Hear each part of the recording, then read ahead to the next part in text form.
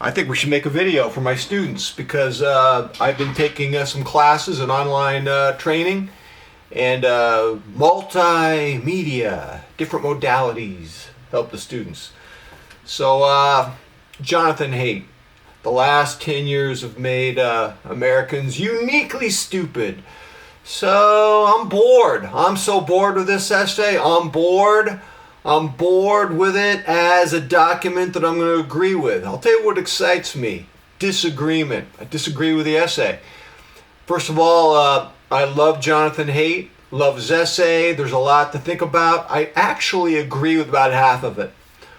But disagreeing with half of it is really, that's a lot of disagreement. So for my thesis, if I'm a student in English 1C, critical thinking, I'm going to reject Jonathan Haidt. Love Jonathan Haidt, but I'm going to reject him. I'm going to tell you why. I'm going to go over 4 points that he makes that I'm going to just dismiss. Boom! I'm going to go after 4 points. Number 1, he's talking about the spike in depression. Young people between the age of 10 and 14, huge spike in depression. And he's placing the blame on social media. Young people are watching these beautiful hot Instagram bods and watching the lifestyles of the rich and famous, and we can't live like they do, and we're envious and we feel inadequate. You know what I say? I say, so what? I say, so what? We've always had beautiful people and rich people, and yeah, it's kind of annoying when I look at someone super beautiful and I say to myself, I'm not so good looking. Or I look at someone who makes more money with a swing of the bat. Jose Canseco, I think he made $800,000 every time he take a swing of his bat. It's annoying that I'm not going to be beautiful and rich, but you know what? That's not the cause of depression. That's such an oversimplification. The real reason why people are depressed, well, first of all, it's very complex. You can't just say one thing, but life right now in America is much more stressful in this hyper-competitive society than it was when I was growing up as a young college student. In fact, it's tougher. It's like a zero-sum game, Hunger Games, just this constant drive to prove yourself. And I just think young people are getting burned out. I think they're burned out. I think they feel disconnected. They don't feel a sense of purpose, a sense of place, a sense of belonging. And there's just a lot of chaos in society. And to blame it all on social media is a grotesque oversimplification. I'm rejecting his depression argument about how social media makes us uniquely stupid. Number 2, he talks about likes and reposts as becoming this addiction we all have this tribal instinct for approval and social validation. We want to be loved by the tribe. Jonathan Haidt, I love you, man, but before social media came, we still have that tribal instinct for approval and for belonging. And with or without social media, we have to find a way to achieve self-worth, self-confidence, a life purpose, a life work that people value and make us feel valuable and give us a sense of belonging. Likes and reposts, yeah, that became addictive for a while, but that's hardly the root cause of our anxiety about being approved or validated or having a sense of belonging. Oversimplification, Jonathan Haidt. Oversimplification. The other thing I want to say about these likes and reposts, another rebuttal. You know what, man? It's a new thing. We're kind of in the infancy stage of social media. Yeah, likes and reposts are kind of exciting, but it's going to wear off. Imagine buying a brand new car. You go through the honeymoon stage, and then after a while it gets boring. Social media is going to be the same thing. Getting likes and reposts is not going to be a big deal after a while. Check this out, man. Email. Social media, within a few years, this is going to be as boring as email. Email died. Email became something your great uncle would repost jokes on email. He would send emails out.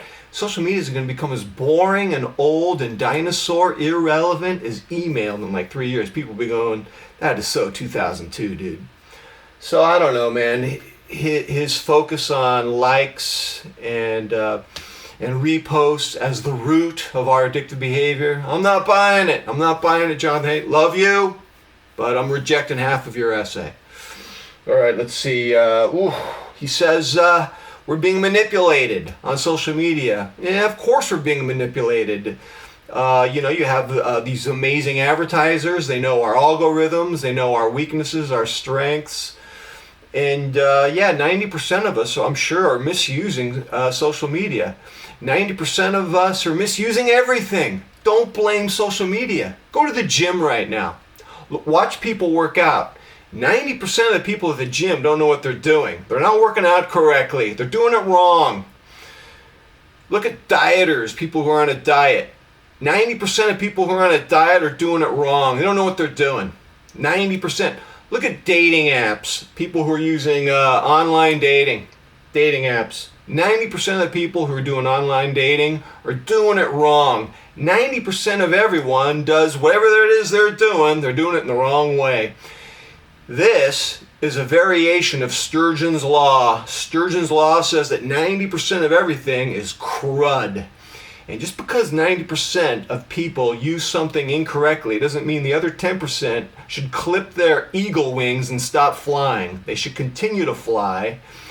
But, 90% of everyone's doing everything wrong. And of course 90% of people are doing social media wrong. I don't even know if 90% of my students can take lecture notes. I don't know. I need to look into that. You know what I mean? All right, we got one more point. One more point, ladies and gentlemen.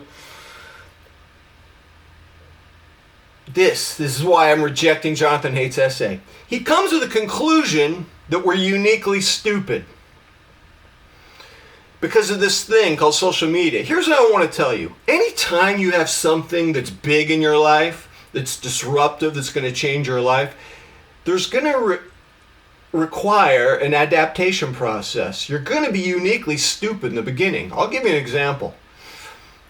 After 10 years, my Canon Rebel camera, it died. The volume died. Couldn't fix it. It was 10, so I had to get a new camera, Nikon Z30. And I'm looking at the owner's manual, and I'm looking at all the menu choices and the different routes to get to the menu and all the different variations, the focus, autofocus. Should I use autofocus? Should I not use autofocus? And with this new camera, I feel uniquely stupid. But you know what? That's a natural learning curve. In the long run, I'm going to figure it out, and I'm going to be smarter in the long run. I think it's a weak move on Jonathan Haidt's part to go, we've become uniquely stupid. Try taking a computer coding course. First day, you're going to feel uniquely stupid. Take a forensics accounting course, calculus. You're going to feel uniquely stupid. But if you keep doing something that's really hard in your life, you're going to actually become smarter in the long run. Social media is a relatively new technology. We're in the infancy stage and we are uniquely stupid. But through adaptation, we've got to be smarter. Otherwise, it's going to conquer us. We want to conquer it. I think Jonathan Haidt's essay has some huge flaws in it. I hope I revealed them to you today. I look forward to your comments and your rebuttals. Let's see what happens now. Ladies and gentlemen, until next time, I'm out.